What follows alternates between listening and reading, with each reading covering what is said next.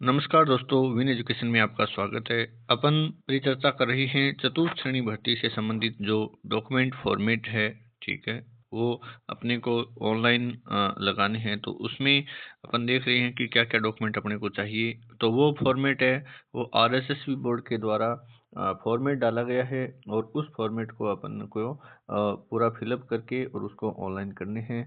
और साथ में अपने को क्या क्या डॉक्यूमेंट चाहिए इसमें, और जैसे मूल है, जाति है, आय है, इन सभी से संबंधित जानकारी अपन प्राप्त कर रहे हैं। तो इसमें बेसिकली अपने को क्या क्या चीज़ चाहिए, वो सभी बातें अपने इस वीडियो के माध्यम से देखेंगे। तो आप लगातार बने रहिए। अपन देख रहे हैं जैसे चरित्र प्रमाण पत्र दिया हुआ है, ठीक है, और इसमें चरित्र प्रमाण पत्र अपने को सीसी जैसे अपने को 2+1 चाहिए। तो अपन बता सकते हैं कि एक वाला क्या सिस्टम है। तो एक वाले सिस्टम में ये होता है कि लास्ट ईयर आपने जहाँ से एजुकेशन की है, ठीक है, जैसे आपने 12वीं क्लास की है, या जैसे आपने फाइनल की है, या किसी भी स्ट्रीम से जैसे बीए, बीएससी, बीकॉम कहीं से भी किया है आपने, तो लास्ट ईयर जो जहाँ से आपने जो कुछ किया है वहाँ से आपको एक चरित्र प्रमाण पत्र कॉलेज के द्वारा, या जहाँ से आपने एजुकेशन स्कूल की है तो स्कूल के द्वारा आपको प्रमाण पत्र बनवा के लाना है। अब आपकी रही बात दो, तो दो क्या होगा इसमें, तो दो बता देता हूँ आपको कि इसमें गजेटेड जो ऑफिसर होता है, जो फर्स्ट ग्रेड होता है, जैसे हेडमास्टर है, प्रिंसिपल है, प्राचार्य है, ठीक है, और व्याख्याता है, तो उन सभी से आप यहाँ पे कार्यालय की मोहर सहित, ठीक है, उनका विभाग भी यहाँ पे आपको अंकित करना है। कई क्या करते हैं कि मोहर लगा देते हैं और मोहर लगाने के बाद में साइन भी कर देते हैं, लेकिन यहाँ पे साथ में उसका जो विभाग है, डिपार्टमेंट है, वो पूरा यहाँ पे लिखना भी अपने को होता है। यहाँ पे प्रमाणित किया जाता है कि श्री कुमारी, श्रीमती, जो भी आप हैं, नाम लिख के, और पुत्र, पुत्री, ठीक है, या आप मैरिड हैं तो आप यहाँ पे लिख सकते हैं, और पति का नाम, निवासी, और आप आधार कार्ड से देख के आप बता सकते हैं को मैं व्यक्तिगत रूप से माह वर्षों में जानता हूँ तथा मेरी जानकारी है कि इनका नैतिक चरित्र उत्तम है, ठीक है।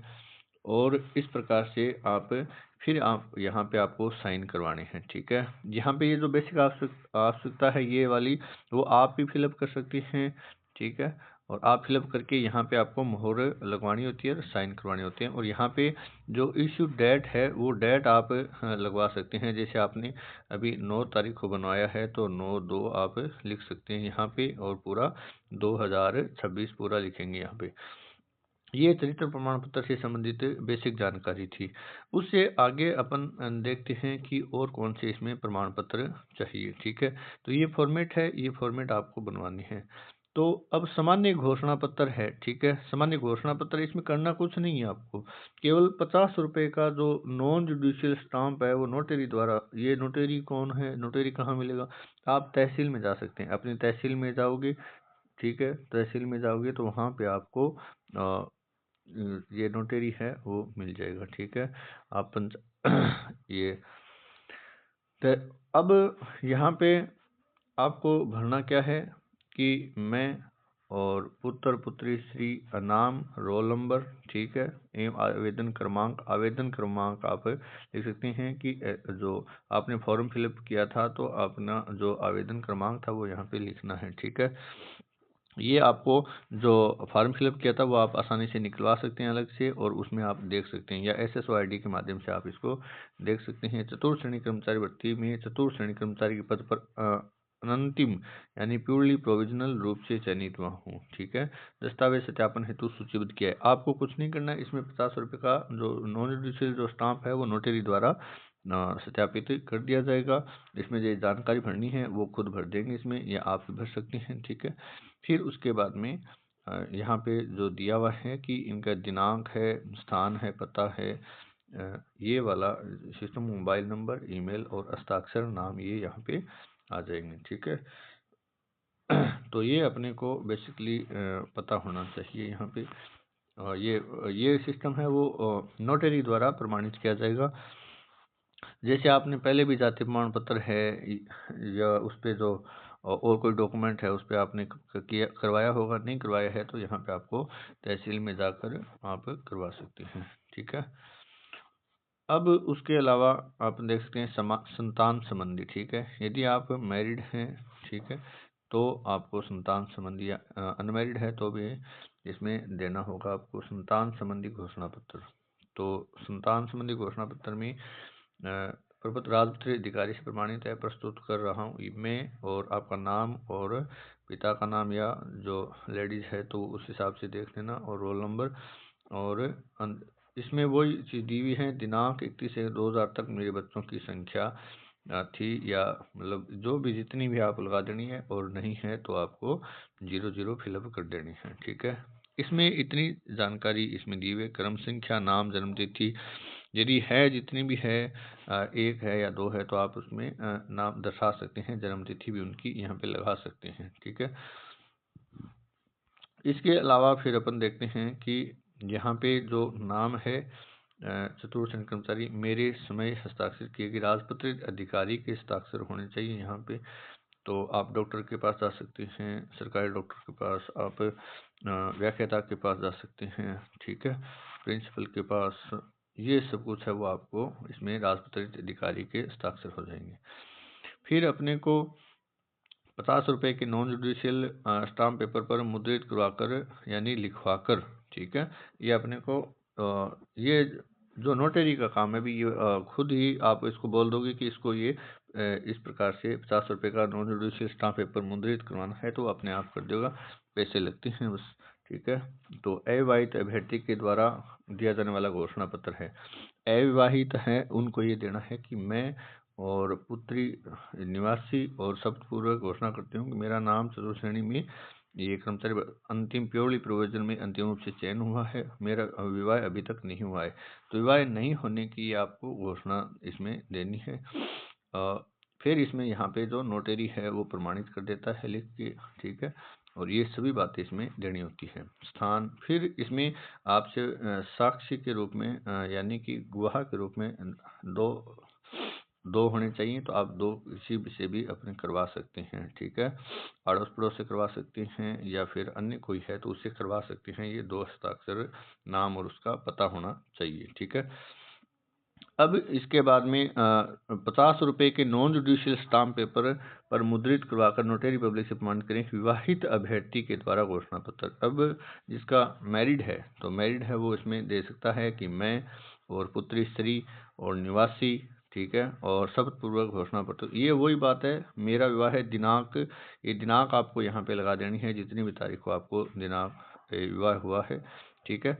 आपके पास ये मैरिज सर्टिफिकेट होगा तो उसमें देख के लगा सकते हैं, आपको पता भी होगा, और यहाँ पे फिर नाम घोषणा करता, और फिर अभ्यर्थी के पिता, इसमें जो आप मैरिड हैं, ठीक है, वो आपको देनी है, और 50 रुपये का नॉन जुडिशियल स्टाम्प है वो आपको नोटरी करके देगा।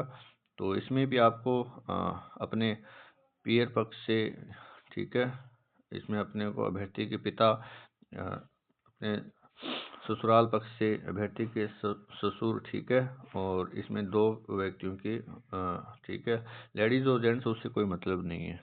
और ससुर नहीं है तो क्या करें, तो भी आप अन्य किसी से करवा सकते हैं, इसमें कोई वो इस वाली बात नहीं है। अभ्यर्थी के पिता, ठीक है, इसमें ये करवाना है, यानी गार्जियन के रूप में कोई हो उसका करवाना है, बात यही है। पिता भी नहीं है तो गार्जियन के रूप में और अन्य कोई होगा, ठीक है, बड़ा भाई होगा तो उनसे करवा सकते हैं।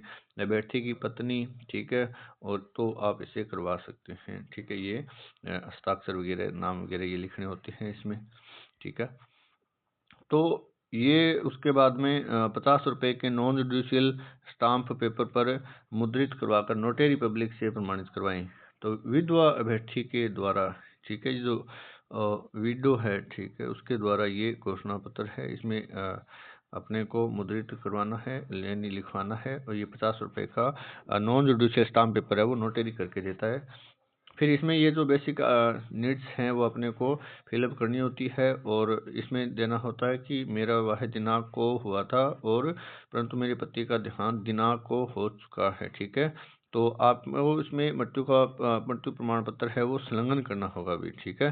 तो पति का जो मृत्यु प्रमाण पत्र है वो आपको संलग्न करना होगा, तभी आप इस कैटेगरी में शामिल हैं। ठीक है, आपने फॉर्म फिलअप किया था तो ये इस प्रकार का जो मांगा गया था। ठीक है, सर्टिफिकेट वगैरह विधवा कोट विधवा वाला, तो आप इसमें इशूड इसमें दिया हुआ होता है कि पति की जो डेट है वो, ठीक है, उसमें दिया होता है। तो इसमें आगे आपको कुछ नहीं करना है। इसमें लिखने के बाद में घोषणाकर्ता और साक्षी, वही उसमें 2 साक्षी देने होते हैं। आप पीयर पक्ष से या फिर आप ससुराल पक्ष से, दोनों से किसी से भी आप दे सकते हैं। और ये 50 रुपये का इसमें दिया हुआ है। आगे ये 50 रुपये का नॉन जुडिशियल स्टाम्प पेपर पर मुद्रित करवा कर। ठीक है, तो ये आप ऐसे में सोचना कि बहुत सारे हैं, बहुत सारे नहीं हैं। ये अलग अलग कैटेगरी हैं। आप तो एक ही कैटेगरी में शामिल हैं, मैरिड है तो आपको एक ही करवाना है। मैं सभी के लिए आपको बता रहा हूँ। ठीक है, तो ये परितक्त्या है यहाँ पे। ठीक है, तो इसमें आप देख सकते हैं कि वही बात इसमें लिखनी है सेम। और इसमें पूर्व मेरा विवाह विच्छेद हो चुका है और भविष्य में जब भी मेरा विवाह होगा तब मैं या मेरे घर वाले ना तो दहेज लेंगे और ना ही दहेज देंगे। ठीक है, दहेज से संबंधित ये है। भविष्य में दहेज के जाने के संबंध में मेरे पति या एवं ससुराल पक्ष की ओर से कोई शिकायत विभाग न्यायालय में दर्ज करवाई जाती है तो मेरी नियुक्ति समाप्त किए जाने का नियुक्तिकर्ता को पूर्ण अधिकार होगा। इसीलिए ये बातें बोल रही हैं। ठीक है, उसमें वही बात है, 50 रुपये का स्टाम्प, वही हस्ताक्षर, किसी से आप हस्ताक्षर करवा भी सकते हैं। ठीक है, अब इसमें आगे 50 रुपये नॉन जुडिशियल स्टाम्प पेपर विवाह प्रमाण पत्र से संबंधित इसमें दिया हुआ है।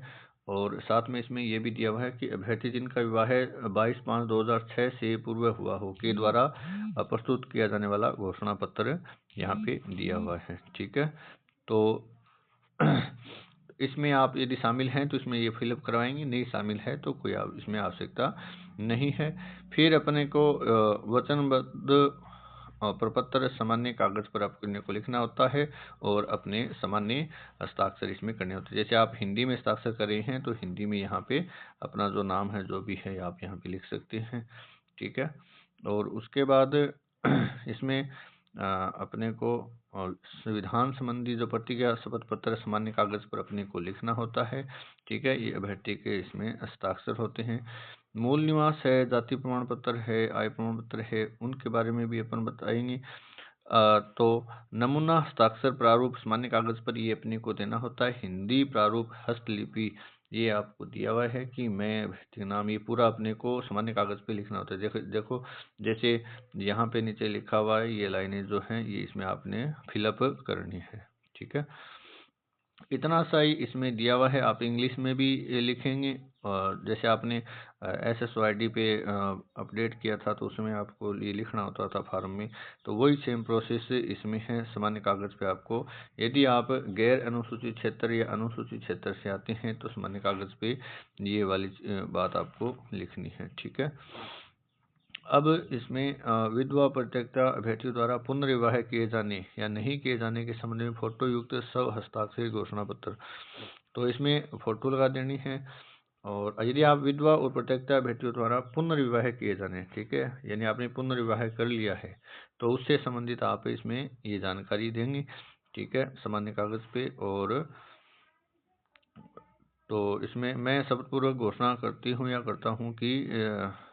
करती हूँ कि आज दिनांक तक पुनर्विवाह नहीं हुआ है। ठीक है, तथा भविष्य में विवाह होने पर 1 माह में विभाग को अवगत करवा दूंगी। तो ये अपने को जानकारी देनी है, पुनर्विवाह से संबंधित इसमें दिया हुआ है। तो अभ्यर्थी के फिर नीचे इसमें हस्ताक्षर हो जाएंगे। ठीक है, हस्ताक्षर सभी में सेम फॉर्मेट में हस्ताक्षर रखनी है। ये नहीं कहीं पर इंग्लिश में कर रहे हो, कहीं पे हिंदी में कर रहे हो, तो ये ऐसा नहीं होना चाहिए। तो इस प्रकार की ये जानकारी थी।